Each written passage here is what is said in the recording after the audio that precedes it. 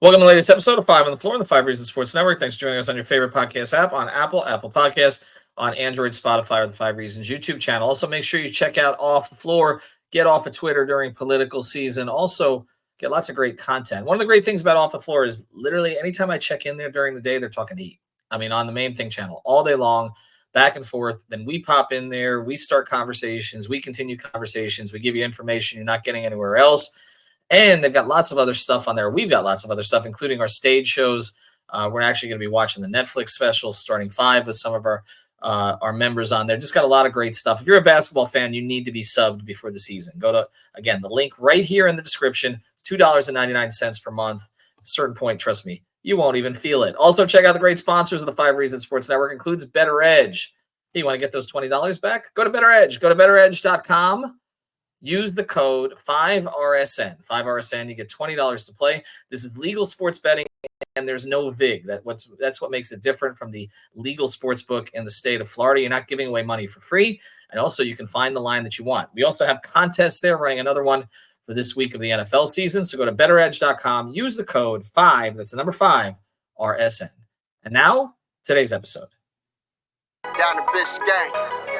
Yikes. 5 on the floor, ride for my dogs. Where here's the thing, you can check the score. Hustle hard, couple scars, wearing bubble frogs. Just like Butler said, you in trouble, y'all. Kept the floor playing, got it all band. Y'all seen the block, stop with one hand. And Pat we trust, it's power, have the guts. We're here to bring the heat, y'all can hang it up. Welcome to 5 on the Floor, a daily insider show on the Miami Heat and the NBA, featuring Ethan Skolnick, Greg Sylvander, and Alex Toledo, plus others from the Five Reasons Sports Network. All right, welcome back to 5 on the Floor. Here's today's floor plan. I'm Ethan Skolnick. You can follow me at Ethan J. Skolnick and 5 Reasons Sports. I got Greg Sylvander. You can follow him at Greg Sylvander.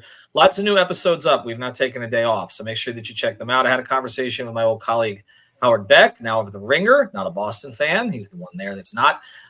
You can follow him at Howard Beck. But Howard and I got into his tier system, and his tier system was a little bit different. It was about direction. It was about judging all 30 franchises and where they are in terms of picking a direction. And he had the Heat in the stained glass tier, which was the 4th of 5 tiers. And I will tell you that as much respect as he has for the Heat organization, I know Howard very well, and obviously – he knows my coverage of the Heat from a long time. Again, we worked together at Bleacher Report for a little while.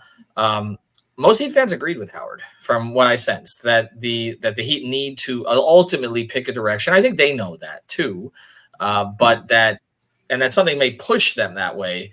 But essentially, there's not as much clarity with the Heat as there are with some other teams as far as what they're trying to do right now. Are they trying to go for it? Are they trying to sort of soft refresh? I wouldn't say rebuild, but refresh. Around a younger core. And so Howard got into that, and I do think it's worth your time. Also did an episode with Brady and Alex where we dove into Burks and Larson. Two guys have gotten some playing time in the absence of Hero and Jaquez. And Greg, we are expecting Hero to be back for the preseason game on Sunday. Haven't gotten word on Jaquez yet, but Tyler says he's going to play. And again, we got into Burks and Larson and where they will fit when everybody is back. Again, it's kind of a weird thing with the Heat this year as we get into today's topic, but they've got a lot of playable players. They got a lot of depth, and yet they're not getting picked to a certain level. So it's like we're talking about, this team's pretty good. Some guys aren't gonna get chances to regularly play, but this team's not good enough to be talked about with Boston, Philadelphia, New York. And that's why we say they're kind of caught in the middle right now. They need a lot of stuff to go right, I think, is the theme with Miami, right? But I think that the talent is there, the depth is there. You mentioned on a previous episode, like tools in the toolbox with Eric Spoelstra. He has a lot of them at his disposal, and I'm interested to see what he does creatively there that we are not projecting because we don't know everything that Spo has up his sleeve. So I just think that there is a lot of interesting stuff, but the Heat are in the tier that they are in, and they face the reality they face. But the beautiful thing about this, to me, as we pivot to the actual topic of the day, is that when we talk about picking a direction, and we also kind of alluded to this on the last show that we were on together, they're in a perfect scenario to pivot whenever that time comes. So you have to feel good about that part of it. But now on to today's topic. Well, on to today's topic, one thing I do want to mention before we get to today's topic, we are going to be doing something in 5 reasons. I'm going to start mentioning this at the top of the show. we're going to be expanding our NBA coverage. So be on the lookout for that. We are not going to be putting things on the 5 on the Floor Heat feed that are not Heat related. So don't worry about that. But we're going to be creating another podcast feed, which we're going to be encouraging everybody to subscribe to, with other contributors from the network and even outside the network, where we're going to be covering the NBA at large. We have a lot of contributors who don't live in Miami, and they have gotten credentialed to other teams, and that we think this is going to give us more context in terms of our overall coverage. So be on the lookout for that. We'll be releasing more information about that over the course of next week. But today, talking about Pat Riley, and we never got a chance to do this, and I feel like every time there's a Pat Riley topic, you and I have to come together and do it. But it got announced. It was interesting. It got announced right before. Was it before the scrimmage or before the preseason game? I can't remember if it was last Monday or last Tuesday, where they're going to be changing the name of the court to Pat Riley Court at Castella Center. I think it was at the scrimmage, because I believe Brady, Alex, and I were sitting there and watching guys warm up, and then all of a sudden, sorry, it was Monday. It was Monday. It was at the scrimmage, right? We had just gotten the demonstration of the new scoreboard and everything else that's going on there. And by the way, it does look great in person. The sound system is much improved. The theater lighting is a big improvement. I thought that would be the biggest improvements. That's seats. I'm most excited about that, not to interrupt. No, but the theater lighting is great. It really is. And it's not overdone. Like I think that we will get to this topic eventually, but I've been to Brooklyn many times, and to LA and to New York, and I like it in all those places, particularly Brooklyn. I think they do a really nice job with it, but sometimes it's a little too much. And I feel like the Heat have kind of found a balance where you'll still be able to see the crowd, but the focus will be on the court. The neutral site in Vegas is the most extreme example of the theater, yes, and it being just completely pitch black throughout the entire arena. But then there's a spotlight on the court, and I think that they did strike a much better balance. Yeah, I think it's better than having done that. And again, the rest of it, the seats are nice. In fact, we waiting for them to do the rest of the building like that, because they're a little more comfortable down below. But again, they did a nice job with it. We're sitting there watching the demonstration, and then we were watching players warm on the court, and then this hits. Like, it kind of came out of nowhere. Spoelstra said after the game that he wasn't even aware that all of this was going on behind the scenes. Of course, I'm sure he found out before us. And it is correct that they do this. I'm going to start there. Pat Riley Court at Kaseya Center. And I just come back to this premise. It's the same thing I've said about Riley for years and years and years and years. Don't have to agree with every decision that's been made. Don't have to agree with every direction that they've taken. But he made basketball matter in this town. It's just that simple. And I think that people who are not old enough, and unfortunately I am, and you kind of are, they don't remember. Too. You are enough. I mean, because you don't live in Miami, people forget that you did live in Miami. Yeah, right? For a very long time, right in North Miami, the city of North Miami, to be specific. Okay, so what years were you living in Miami? I was there from 82 to 99. Okay. All right. So again, for those who think that, he's always been in the Carolinas, no. And myself, I was born in New York, 73, unfortunately. And we moved to South Palm Beach County in 85. And I went to high school in Fort Lauderdale. And then I finished high school in 90, went to college. At that time, Pinecrest was not a basketball school, by the way. I don't know how that happened. Brandon Knight and the Thompson twins and all the rest of that stuff. That was not the case. It was a bunch of us, 5'7" Jewish guys running around the court at that stage. But anyway, so graduated in 90, and then I went to college in Baltimore, grad school in New York, LA, came back. And so I've been down in South Florida, since, and mostly in Broward County, since, pretty much, 96, something along those lines. So again, you and I were around when this transformation happened, and there were no questions. This was a football town. Okay. No questions. Not just the Dolphins, the Canes. You know what I mean? Yeah. The Canes too. And the Canes, obviously the early 90s Canes into the late 90s. And the Shula Dolphins, which, Super Bowls 72, 72, 3 seasons, got to the Super Bowl 82, 84 seasons. Shula was there that entire time. Marino drafted in 83. Marino with them through 99. Shula there till 95. And this is where I want to go with this. Because there should be no question about a couple things. One, Pat Riley getting his name on the court. Because, again, until he arrives in 95, and I know they just recreated, him and Mickey just recreated what happened, what was it, the Carnival of Imagination, and them coming together.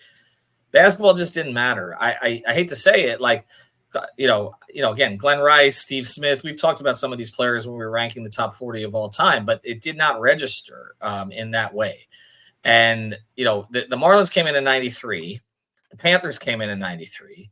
Of course, the Marlins did their very quick ramp up to win a World Series in 97 and then tore the whole thing down. The Panthers made a Cup Finals in 96, but it was a very niche audience in kind of North Broward area, not like what it's become after winning the championship this year, which is downtown Lauderdale is like their market now. I got to go to one of those games against the Avalanche. That was crazy that they made it that far. It was short-lived, that series. I believe they got swept, if I remember correctly. Well, they did get swept, and then for Game 4, I was actually at Miami Arena, and Patrick Waugh and John Van Beesbrook not allowing goals, and then finally one got in.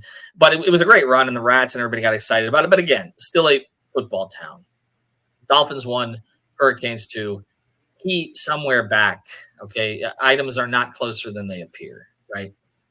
And Pat comes in, and there's this cover when he comes in of Sports Illustrated. I don't know if people remember it, but it was Riley and Jimmy Johnson. And this is where I want to go with this. I don't want to hear from anybody saying that Pat Riley needs to hang it up. And I say that as someone, he's called out at press conferences. I haven't agreed with everything he's always done. I don't want to hear anybody say that because I'm old enough to remember 1995. And I'm old enough to remember the drumbeat about Don Shula. Okay? Everybody wanted Shula out. It's revisionist history to say anything different. Now, I know that it's different in one sense.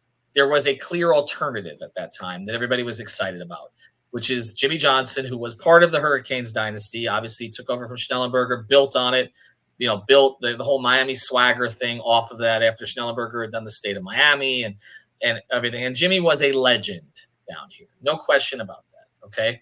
And then Jimmy went off and won a couple of Super Bowls with Jerry Jones in Dallas. That thing fell apart. Jimmy was available. Everybody wanted Jimmy to replace Shula. Everybody.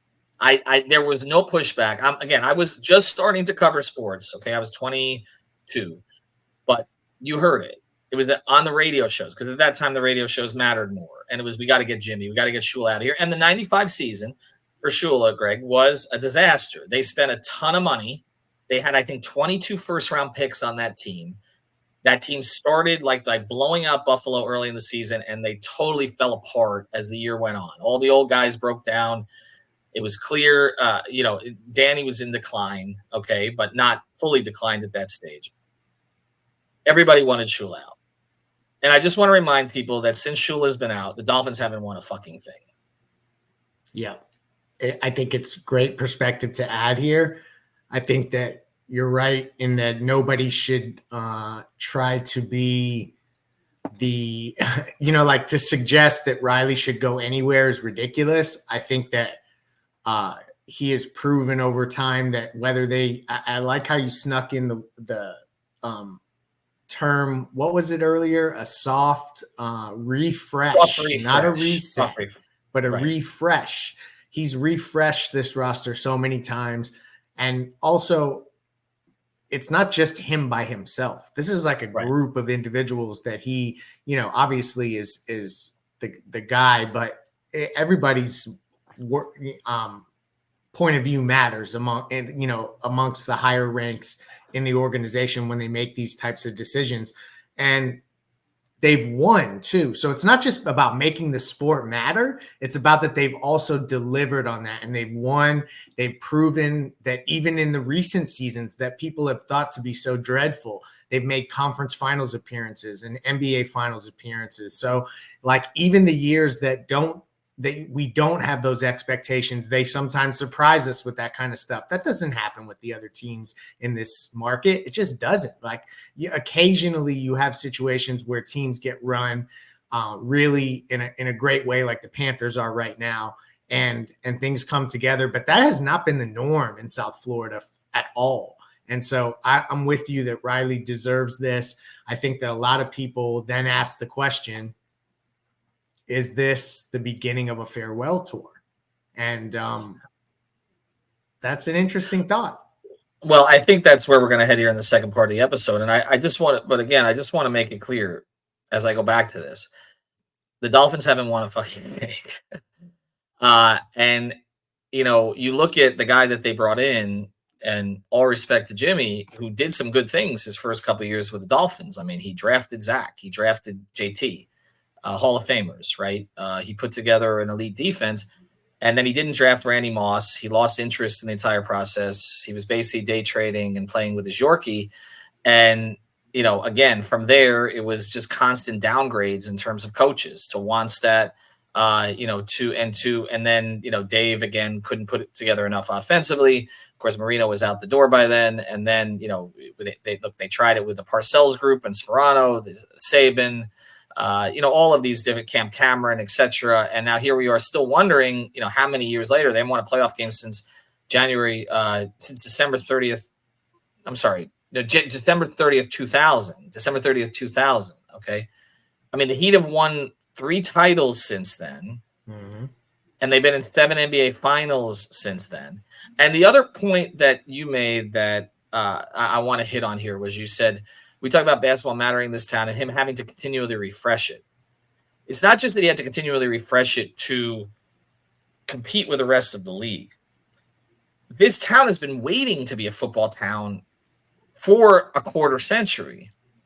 And Riley has refreshed it so many times. I can tell you, to the frustration of the Dolphins owner, who was ready. Remember that comment? Like, they're not so relevant anymore, whatever it was that Ross said. I feel like he's still paying for that. Like in 2000, after LeBron left, I feel a different energy there. Like, wasn't his place to say that. They've never forgotten that, trust me. And all of that. And he's constantly refreshed it and still stayed ahead of them. Mm-hmm. Like, this was a year, for instance, that like we weren't necessarily thinking the Heat are going to be better than the Dolphins, because Dono and I went back through this since all the franchises came in, and literally like the Heat, since all the franchises have come in, but particularly since the 95 marker, okay, since Riley came in, the Heat have been the best franchise in town in terms of record and how far they've gone in the playoffs, like 85% of the time. There's a Marlins year in there, obviously 97, 2003. By the way, the Heat were pretty good in 97 also, but again, I believe that was the year he got eliminated in the first round. One of the years.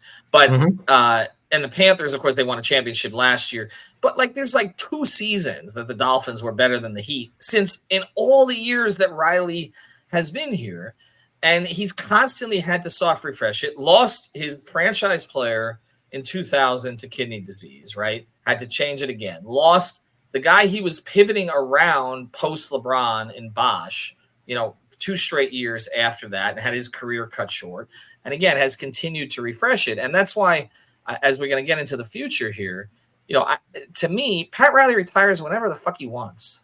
I just like this idea. I see some of this stuff on social media. It's time for him to give it up. No, there are certain executives with certain franchises that earn the right to make those decisions. And the other thing that you haven't had with this franchise is the dysfunction that comes up sometimes in other franchises that have success when things start to go a little sour, which is what you had to say in New England. Disease of me, which Pat wrote about in Winter Within. But like, for instance, New England, right? Where essentially sides were taken by the end. And, now it's all funny because it's on a Netflix special and Brady gets roasted and, Kraft's there and Belichick's there and with Brady and all that. But like, sides were chosen at the end of that thing. And so, look what ended up happening. Brady went to win another Super Bowl in Tampa, of all places. And Belichick, now can't find a coaching job. Like, to the point that they made fun of him on the Netflix special. And people don't look at that thing quite the same now, because now it feels like a Brady production the entire time. This doesn't happen. Like, the Spurs are really it Like in terms of like Buford and Greg Popovich, and now you kind of see they're going to try to build it one more time, but they've had deeper valleys than the Heat have had. They've had more finals appearances overall, but they've had deeper valleys than the Heat have had. So I don't even know if they have more finals appearances. I'm saying that off the top of my head, but I think they've had more. They were doing like the every other year thing for a little bit. But the point is, it's very hard to continue to maintain, refresh, changes, the eras change. And I know that some fans are, like, well, Pat hasn't changed enough. He hasn't adjusted to the new way. You can't just go get the whale anymore. But trust me, they're aware that they have to change the way that they do that. It's just that things haven't broken correctly to be able to get that guy. They've certainly drafted as if they understand that. Well, and that's the thing. I'm glad you made that point too, because I think what we've seen with him is that there's been a willingness to accept some things that he wouldn't have accepted early in his career. You can build in the draft while you're kind of waiting. So in other words, just sort of stockpile assets and see where the players go. That's not a philosophy he had earlier in his career. I mean, the draft first-round picks were just – and it didn't even cost you that many first-round picks to get guys those days because you just went out and got them in free agency. Mm-hmm. But still – he had no regard for first-round picks, okay? Like, seriously, there's a long line of Martin Murseps and Charles Smiths, not the good one, okay? All these guys, Wayne Simeon, Tim James, etc., just, like, lost to history, like first-round picks that never had a chance to be anything. I mean, Tim James' pick, and I give him a lot of credit because obviously he was in the service and he served in Iraq and all that. But, like, nobody really thought Tim James was going to be a really good NBA player. He just played at Miami, and they're like, okay, we'll use a pick on him. I mean, Wayne Simeon is a preacher, okay? Like they didn't value those things. Now they value those things. The other things is he empowered. I've said this many times, and we're going to go to the break and try to go to the future here. But he empowered two people who are now the best in their field in the NBA. Two people who other organizations would not have empowered from where they came from. Okay, Andy Ellisberg, who came out of the media relations department as an intern, who's now the best cap guy in the league, and that goes as part of the process of being a general manager. And then Eric Spoelstra out of the video room, who's now been regarded by executives around the NBA, not us, and F the voters, okay, F the media, by executives as the best head coach in the NBA the last 2 years. In that polling that they do before the season. These are two people that other organizations would not have looked at, not only long term to necessarily ascend to those roles, but then to stay in those roles, to be given sort of, and again, ownership deserves credit for this as well. But making the basketball decisions, identified these people. And then you mentioned this too, and I want to you said it's like the 4th minute, but just to cycle back to it, and then we'll go to the break. You said something else about other people can make or can be involved in the decisions. Well, they're involved in the decisions in part because Riley has allowed them to be involved in the decisions. Exactly. So now, as you transition into the future, you have people like Spoelstra, like Ellisberg, like Adam Simon, like Zoe, others in the organization who, are part of their voices are valued. And so now this becomes interesting as we go forward, but you have a stable, and a lot of top executives would not have empowered that. They just would not have. And so I think he deserves credit for that. So the whole thing about, I joke about cutthroat Pat when it comes to moving players, when he says at press conferences and fans are like, he's not cutthroat Pat anymore. But in this behind the scenes, it's been good that he hasn't been cutthroat Pat, that he has allowed others to grow and develop and to have their voices heard. And so I just want to get into that. But on the other side of this, we're going to do this a lot earlier, but we'll try to move it forward here. We're going to get into where they go now, because it does feel a little bit, okay? And again, I don't want to acknowledge the fans pushing anybody out, but it feels a little bit when you're starting to dedicate courts to somebody and starting to honor somebody, that you're at least preparing for the transition after their departure at a certain point. And you want to make sure you get in these things now. And Pat Riley's going to be 80 years old during this season. So it is something to obviously talk about. Before we do, though, I want to mention a great sponsor, the 5 Reasons Sports Network. Our friends are at U-Brake Wheel Fix. That's with the letter U at the start. We avoided most of the worst of the storm down here, but the roads still suck. So we know that your tires, your wheels can get damaged down here in South Florida. particularly I want to say it's, in this one case, okay, I think actually Dade's better than Broward. The roads in Fort Lauderdale, my God. You Break Wheel Fix, 305-748-0112. They are based in North Miami, but also in addition to fixing your wheels, repairing them, giving you loaners if you need them. They also can polish them up, refinish them, make them look real nice and shiny with all kinds of custom colors. They do that with a powder coating down there. So check them out. You Break Wheel Fix. Mark and his team will take good care of you, and really good care of you. Mentioned 5 Reasons, because you get 5.5% off your entire order. All right. What do you think it means that they did this now?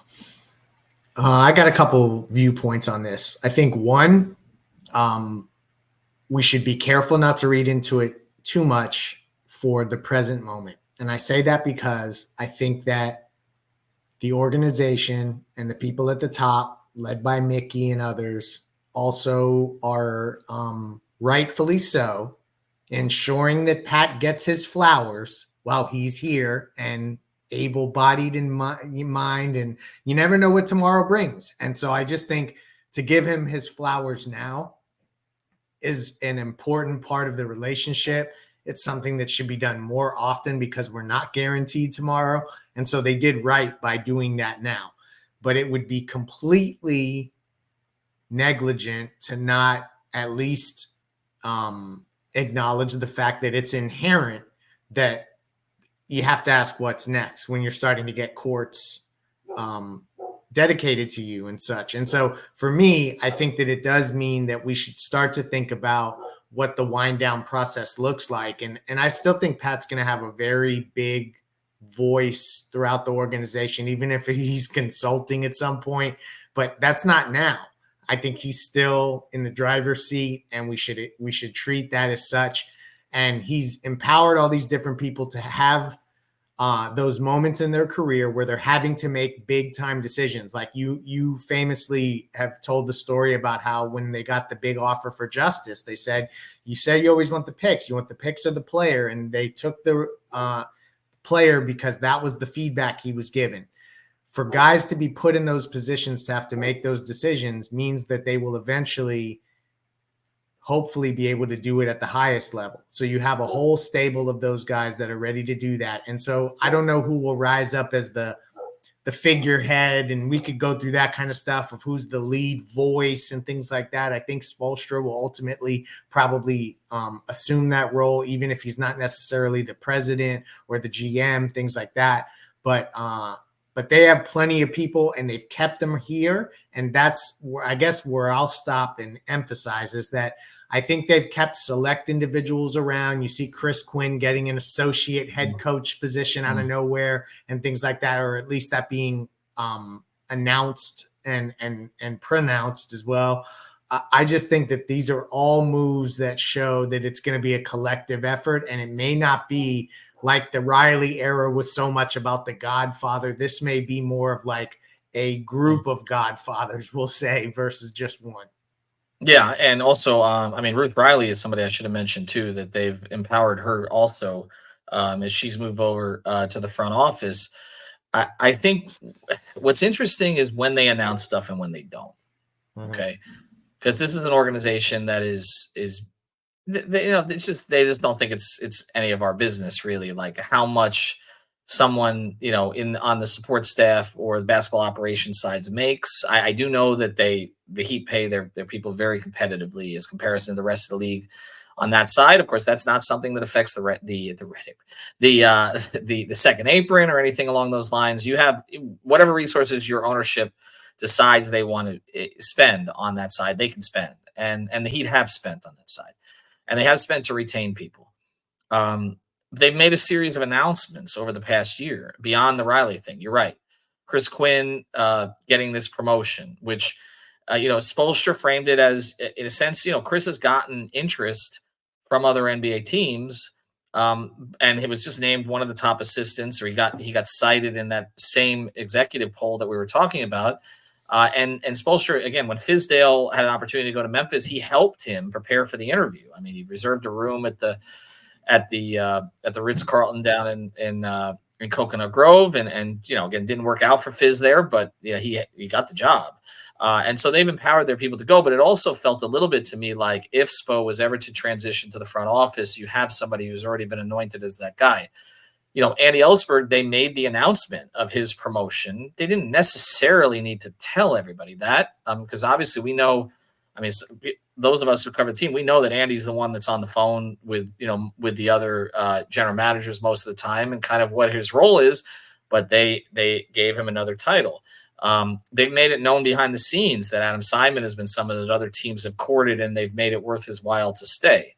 Mm-hmm. So you take a look, and I think the same argument I can make about Eric and Andy, I can make about Adam. I don't know that anybody's doing his job better in the NBA than Adam Simon is right now, because if you look at the players, not just before we were talking about undrafteds, but now we're talking about the first round picks and as we talk about the balance of the roster, that all you want to do with your first round picks is draft a guy above where, in other words, his production exceeds his draft position, or his potential and production exceeds his draft position. And they've done that consistently, I guess, with the exception of the Precious pick. And they kind of hit it with that one. But again, there was a better player that was there later, and Heat fans are not going to forgive them for that one. But their draft record, considering where they've drafted the last few years, is excellent. And also their record as far as bringing in undrafted. So you kind of see this core of people that have stayed. I think the only one in the front office who hasn't stayed for the last few years is Shane, where they had kind of put him in a certain position, and then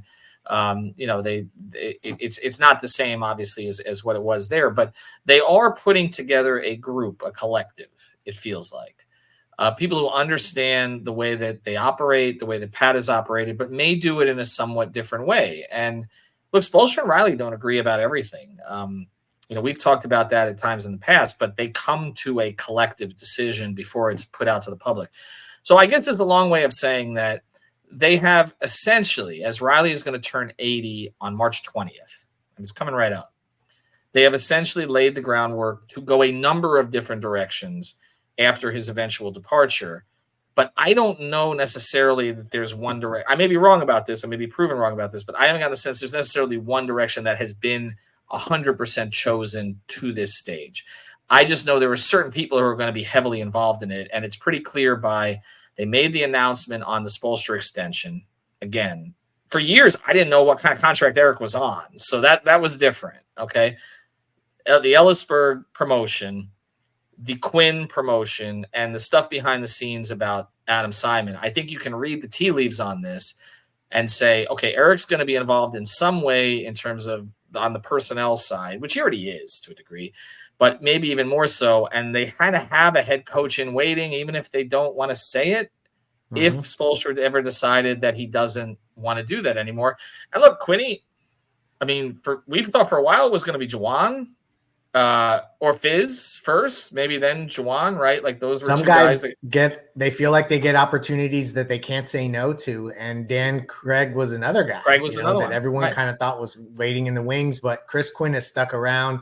Adam Simon has stuck around. And I think that that is not, we shouldn't discount that they have basically positioned what the future looks like, the trajectory looks like for those guys with this organization long term, and that's convinced them to stick around versus pursue opportunities where maybe they felt like they had a chance to get ahead in the league now, but maybe long term it's not the best play. So that I don't take lightly.